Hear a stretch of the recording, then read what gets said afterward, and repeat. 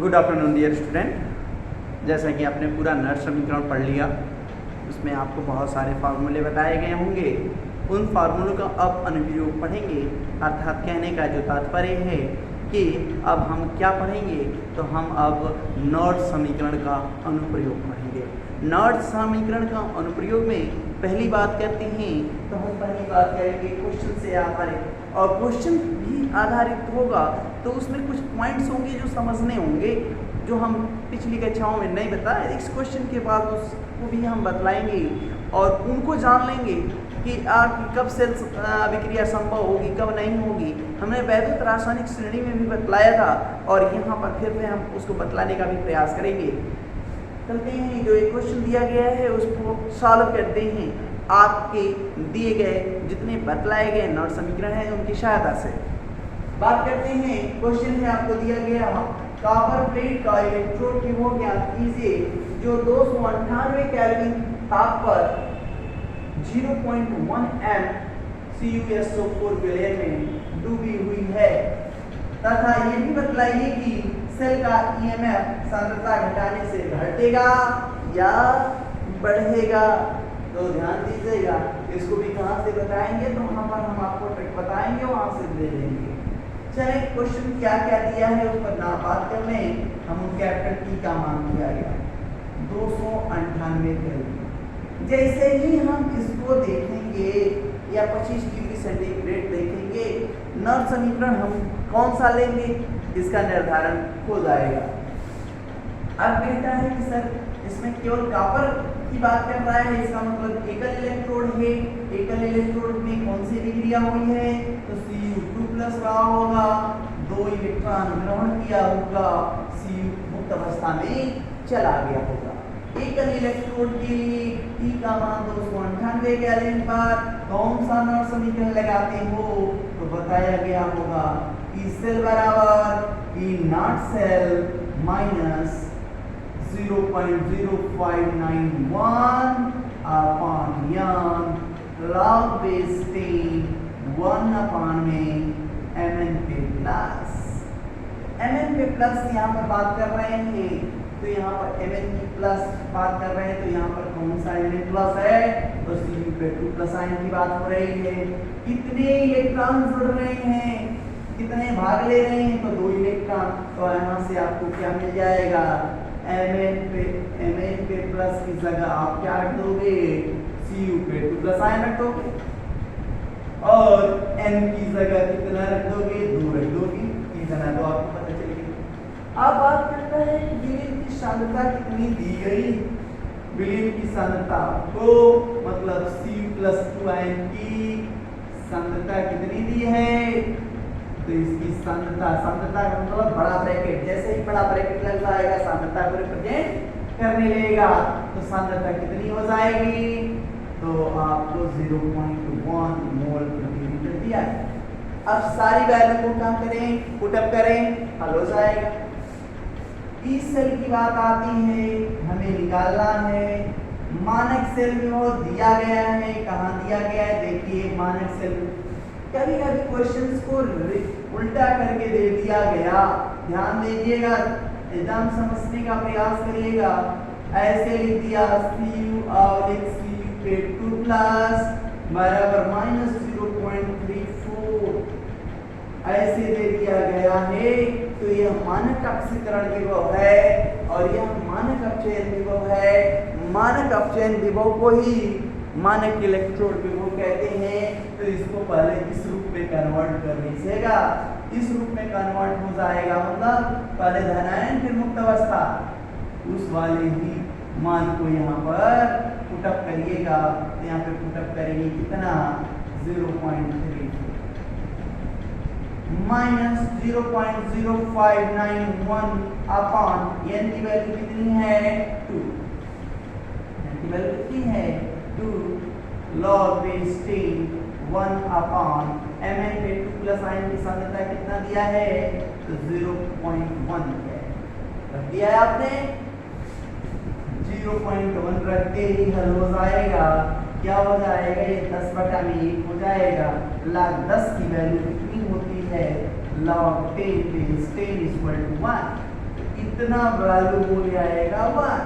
अब हल कर देंगे आसानी से 0.34 माइनस कितना हो जाएगा, देखिए हल करना सीखिए। 2 दूना के 4, 2 9 18 और 2 5 10, लगभग इतना आप लगभग पे चले गए। अभी और जाएगा आगे तो उतना नहीं जाएंगे, हल करना है, कर लिया 0.00 कर लिया, 0.0295 क्या करना है, घटाना है। 10 में से 5 गया 5, फिर 9 में से 9 गया 0 और यहाँ बचा कितना 3, 3 में से 2 गया 1, ये हो गया 3। आप देख रहे हैं धनात्मक में आ गया, क्या आया, धन में वैल्यू आई। इसका मतलब सेल तो संभव है और इस सेल का सेल विभव क्या आएगा, धनात्मक में आएगा। अब बात करता है, तो हो गया सेल का इलेक्ट्रोड विभव हमने ज्ञात कर लिया, ई सेल ज्ञात कर लिया। दिस इज फर्स्ट कबूतर, तो फर्स्ट कबूतर आ गया। फर्स्ट कबूतर की बात क्या पूछा, बताइए कि सेल का ईएमएफ सांद्रता घटाने से घटेगा या बढ़ेगा। तो इसके लिए एक लाइन याद रखिएगा, मानक इलेक्ट्रोड विभव is directly proportional to concentration। सांद्रता के सीधे समानुपाती होता है मानक इलेक्ट्रोड विभव। तो यदि आपका सेल का सेल विभव है तो सांद्रता यदि आप क्या करेंगे, अतः इससे सिद्ध हो जाएगा, अतः यहाँ लिख देते हैं, अतः सांद्रता घटाने पर सेल का सेल विभव या इलेक्ट्रोड विभव घट जाएगा। देख भी रहे हैं, पहले कितना था 0.34, अब कितना हो गया 0.31, घटा कि बढ़ा, तो आप देख रहे हैं कि घट गया। This is clear. कोई प्रॉब्लम हो तो फिर से कॉपर इलेक्ट्रोड है, एकल इलेक्ट्रोड है, एकल इलेक्ट्रोड के लिए अभिक्रिया लिखा, एकल इलेक्ट्रोड की अभिक्रिया के लिए नॉट समीकरण लिखा, वैल्यू रखा, हल किया। ये हमें कॉन्सेप्ट पता है कि मानक अपचयन विभव सांद्रता के समानुपाती होता है, सीधे समानुपाती होता है। और हमने यहाँ पे पाया भी कि सांद्रता घटाने से विभव क्या हुआ, घट गया। ये भी हमने प्रूव कर दिया, कोई दिक्कत। अब नेक्स्ट क्वेश्चन की बात करते हैं।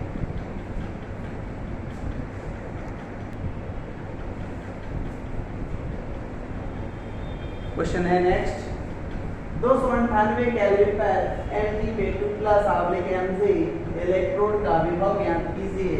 यदि दिया है Mg/2+ आयन की सांद्रता 0.1 m और Mg/2+ आयन का मानक इलेक्ट्रोड विभव का मान कितना दिया गया है। मानक अपचयन विभव या मानक इलेक्ट्रोड विभव, आक्सीकरण विभव करेगा तो उल्टा कर देगा इसको, और कुछ नहीं।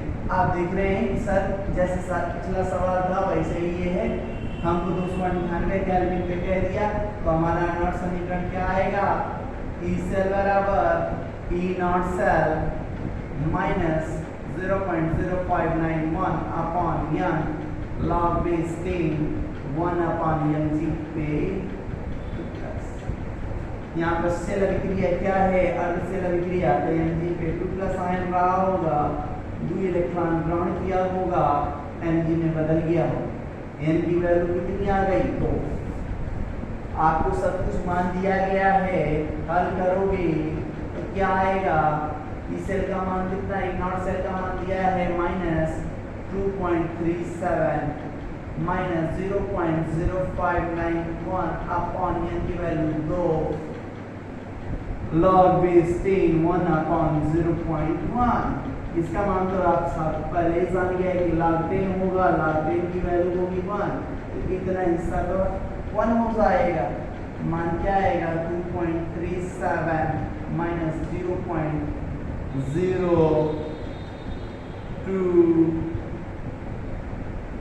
के 4 18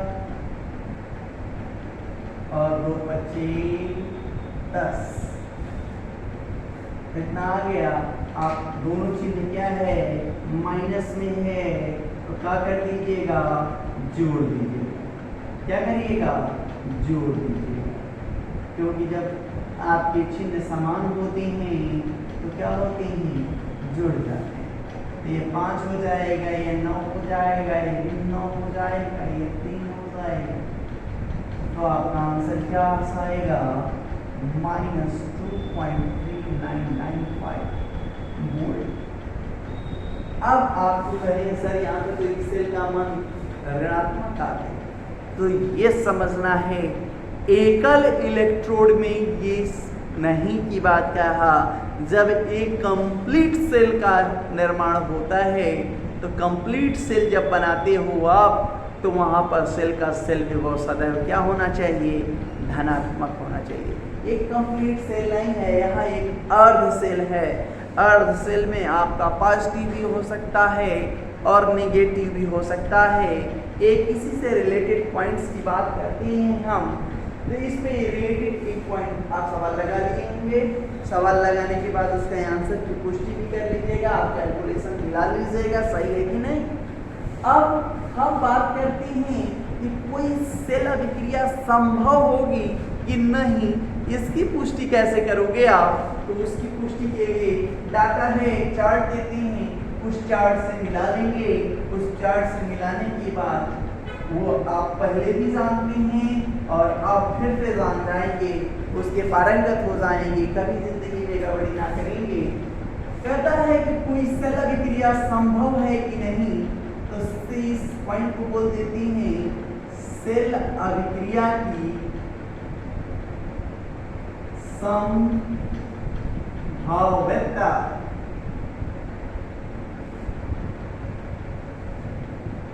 संभव है कि नहीं, कैसे बताओगे, तो बता दोगे ऐसे। यदि सेल विभव का मान कब कब कब की बात कर रहे हैं, सेल विभव और गिब्स मुक्त ऊर्जा, जैसे वर्क डन कहते हो, गिब्स मुक्त ऊर्जा के मान के आधार पर आप बतला दोगे कि सेल संभव है या संभव नहीं, संभव है या संभव नहीं, यहां से बता दें। यदि सेल विभव का मान ऋणात्मक आता है, सेल विभव का मान पहले धनात्मक से शुरुआत करना।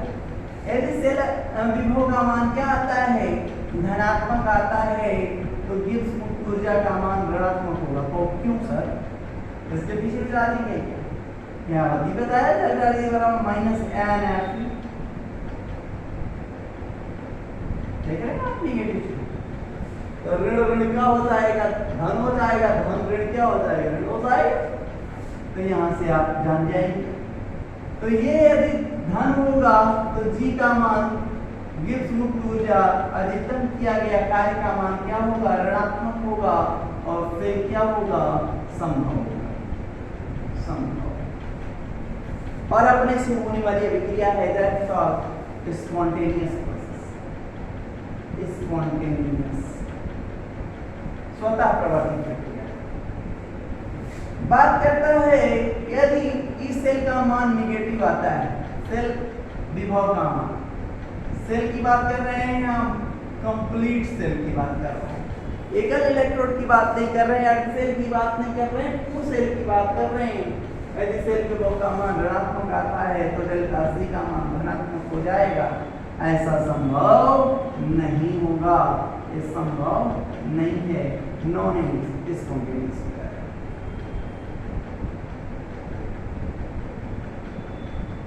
Non spontaneous. अब बात करता है यदि अभिक्रिया साम्यावस्था में, अभी बताया है हमने, यदि अभिक्रिया साम्यावस्था में होगी, अभिक्रिया किस अवस्था में होगी, साम्यावस्था में होगी, तो इसका दोनों का मान क्या हो जाएगा, शून्य हो जाएगा। तो साम्यावस्था में सेल का सेल विभव शून्य होता है। हमने नॉट समीकरण वाले पिछले लेक्चर में आपको इसको बतलाया था कि कब आपका सेल विभव क्या मान शून्य होगा। तो जब अभिक्रिया साम्यावस्था में होगा अर्थात अभिक्रिया भागफल का मान साम्य स्थिरांक के मान के बराबर होगा तो आपका सेल विभव क्या हो जाएगा, शून्य हो जाएगा। इतना हमने बता दिया। इसको जानते रहेंगे तो नेक्स्ट क्वेश्चन की बात हम कर पाएंगे। नेक्स्ट क्वेश्चन लेते हैं।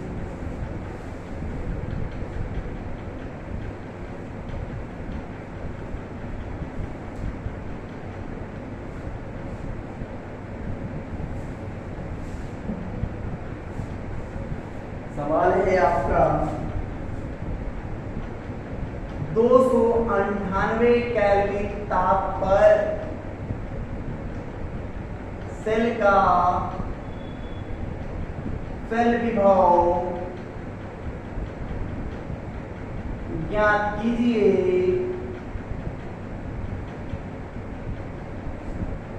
इसमें पहला हम सेल देते हैं, वो है Mg average Mg 2 plus short brace. इसकी सांद्रता दिया है 0.001 यम और Cu2 प्लस की सांद्रता दिया गया है 0.0001 एम आवलेट Cu। सवाल लगाने तो सर जी और कुछ दिया नहीं है क्या, और भी दिया है, क्या दिया रहेगा ये आप हमेशा जानते रहे। दिया है आपको दिया जरूर रहेगा Mg2 प्लस आवलेट Mg मतलब सेल मैग्नीशियम सेल का मानक अपचयन का मान -2.37 वोल्ट दिया रहेगा। और कॉपर का तो आपको याद हो गया होगा, कॉपर का मानक इलेक्ट्रोड विभव का मान धनात्मक 0.34 वोल्ट होता है। इन दोनों में सवाल लगाए हैं, अभी हम दोनों को जोड़ दिए। मैग्नीशियम का भी अभी हल कराया है, उससे पहले कॉपर का हल कराया था। अब दोनों को जोड़ के कंप्लीट सेल बनाया है। अब कंप्लीट सेल में मैग्नीशियम एनोड हो गया और कॉपर कैसा हो गया, कैथोड हो गया। तो कैथोड हो गया तो कैसे पहचानेंगे कि एनोड है कैथोड है, तो रासायनिक श्रेणी में बतलाया होगा। जो ज्यादा सक्रिय धातु होती है उसका ऑक्सीकरण होता है, एनोड पर स्थित होगा।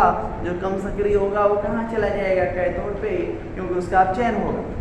कंडीशन यहाँ पर आती है, हमें 298 केल्विन की बात कर रहा है। 298 केल्विन पर नॉट समीकरण क्या बताया गया, तो बताया गया होगा E सेल बराबर E not cell minus 0.0591 upon n log base 10 red upon ox, मतलब right upon left, right upon left. आप टेंशन में हो गए कि राइट अपॉन लेफ्ट कैसे हो गया, ये तो आपका सूत्र हो गया ना। चलिए आप कौन अपचयित अवस्था है कौन ऑक्सीकृत अवस्था है ये जानने के तो पहले सेल आरेख से सेल अभिक्रिया बनाए। सेल आरेख है, ये क्या है, सेल आरेख है। इससे सेल अभिक्रिया बनाओ तो पहला क्या होगा, Mg पे 2 प्लस में बदलाव होगा, 2 इलेक्ट्रॉन ग्रहण निकाला होगा, ऑक्सीकरण हो गया, दैट इज कॉल्ड एनोड पर ऑक्सीकरण हो गया। एनोड पे सदैव ऑक्सीकरण होता है। आ गई कैथोड की बात, Cu पे 2 प्लस में 2 इलेक्ट्रॉन ग्रहण किया होगा और किसमें पद चला गया होगा, कॉपर मुक्त अवस्था में, रिडक्शन हो गया। दोनों समीकरण को देखेंगे तो इलेक्ट्रॉन बराबर है, तो n की वैल्यू आपको पता चल गई कितनी, 2, यानी n की वैल्यू कितनी आ गई, क्या होगा, Mg प्लस Cu पे 2 प्लस इक्वल टू Mg पे 2 प्लस प्लस C। ठीक है आपको। अब आपको ये है राइट और ये है लेफ्ट, हमें इससे मतलब नहीं, इससे मतलब नहीं, क्योंकि इसकी सांद्रता परिवर्तन नहीं होगा, इसका मान 1 होगा। बात इसकी और इसकी करेंगे तो इसकी करेंगे तो ये राइट हो गया, ये लेफ्ट हो गया, सब वैल्यू रखने जाएंगे। उससे पहले भी एक बहुत बड़ा कांड करना है, काम करना है, कांड नहीं करना, काम करना है। क्या करना है, हमें इसे कहाँ दिया गया है, ये तो अलग अलग इलेक्ट्रॉनों का सेल विभव दिया गया है, इलेक्ट्रोड विभव दिया गया है, उसको हम सेल विभव कैसे निकालेंगे। तो हमने आपको बताया है मानक सेल विभव मतलब ई सेल बराबर ई कैथोड माइनस एनोड पढ़ाया होगा। एनोड मतलब ई राइट माइनस ई लेफ्ट। ये राइट लेफ्ट किसका देखना, सेल का देखना। तो इसमें राइट क्यों है, कॉपर है, कॉपर का कितना मान दिया गया है 0. प्लस में 34 माइनस लेफ्ट में कौन है, लेफ्ट में एनोड है, एनोड कौन सा है मैग्नीशियम, मैग्नीशियम का कितना दिया गया है -2.37 दिया गया है। हल करोगे कितना आएगा, माइनस माइनस प्लस 2.37 और 0.34 7 4 11 3 3 6 1 7 2.71 प्लस में आया प्लस 2.71 वोल्ट। इसकी वैल्यू को यहाँ पे ले आएंगे, पुटअप किया 2 प्लस में है 2.71 माइनस 0.0591 एन की वैल्यू कितनी बताया, क्योंकि 2 इलेक्ट्रॉन देख रहे हैं, लॉग बेस 10। अब रेड अपॉन ऑक्स की वजह आपको समझना है कि यहाँ कितना मान रखा जाए, कौन राइट है कौन लेफ्ट है। तो राइट रिएक्शन का देखा जाता है, रिएक्शन में राइट को में कौन है मैग्नीशियम, मैग्नीशियम आयन की सांद्रता कितनी दी गई है 0.001। फिर लेफ्ट में कौन है कॉपर, कॉपर की सांद्रता कितनी दी गई है 0.0001। लिख सकते हो हल, ई सेल बराबर प्लस 2.71 माइनस 0.0295 लॉग बेस 10। हल हो गया, इसको हल कर दिया मैंने। ये 10 के घाते ऋण 3, ये 10 के घाते ऋण 4 है ना, होगा। ये ऊपर जाएगा क्या हो जाएगा लॉग 10 हो जाएगा, क्योंकि ऊपर जाएगा प्लस में होगा, ये माइनस है घट जाएगा 10 हो जाएगा। और log 10 की वैल्यू कितनी होती है, बहुत अच्छे से क्वेश्चन होते हैं, हल हो जाते जल्दी से। इतने की वैल्यू कितनी हो जाएगी 1, इतना 1 होने के बाद हल कर दीजिए आंसर 2.71 माइनस करना होगा 0.0295। 5 में से 5, 10 में से 5 गया 5, 9 में से 9 गया 0, 10 में से 2 गया 8, यहाँ बचा 6, 2 आ गया माइनस नहीं प्लस, प्लस में आ गया 2.6805 वोल्ट। यही है कबूतर आंसर। इस तरह के सारे सवाल आपको बुकलेट में मिलेंगे, हम आपको व्हाट्सएप पे ग्रुप में डालेंगे भी, कुछ क्वेश्चन को हल करेंगे और ऐसे ही आपको आंसर आएगा। अब ये पूर्ण सेल है तो इसका मान धन ही होना चाहिए, यदि मान ऋण आएगा तो यह संभव नहीं, आपका कैलकुलेशन कहीं ना कहीं गलत है या तो सवाल गलत है में आएगा, ये प्लस आना चाहिए। कंप्लीट सेल है, कोई भी सेल का निर्माण करेंगे तो उसका आंसर हमेशा सदैव क्या आना चाहिए, प्लस में आना चाहिए। आज के लिए इतना ही, कल इस पे भी सवाल सारे डिस्कस करने के बाद हम फिर से आगे इसमें से एक आध क्वेश्चन और लेके आएंगे और आपको समझाने का प्रयास करेंगे। आज के लिए इतना ही, थैंक यू।